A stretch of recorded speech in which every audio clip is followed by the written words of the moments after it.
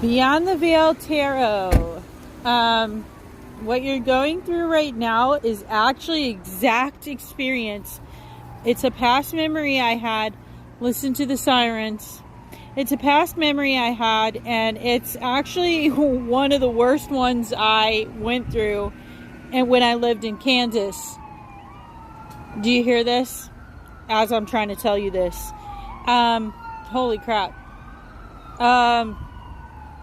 It didn't start until I started this video. But anyway, I went through this experience in Kansas, and it's going to get a lot worse. When I was in Kansas, I was surrounded by witches and warlocks in this community that I lived in. And they did the same exact thing. They would go into the store, they would be telling me what their practice was and how they were going to handle these situations and stuff. And I would help them. Until one day, and I was helping everybody in the community, and guess what? I got people to turn from doing the witchcraft to being godly, because during that time I was doing Bible study with a lady named Carla from Jehovah's Witness that would come to my house every day. And so a lot of combating the witchcraft that I went through, it was freaking heavy. I had a whole entire community doing witchcraft on me. And that was during the time when I got hit with voodoo, and I actually ended up dying. Spiritually and physically, I stopped breathing. And that was the time when they tried to take my son out when he was like 1 year old.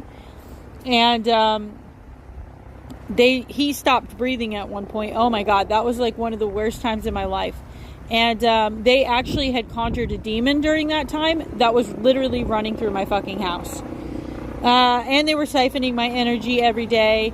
I would take baths in the bathtub and come out with fucking scratches on me. That was one of the worst times in my life. I had the girl that I was actually helping, she was at the front office.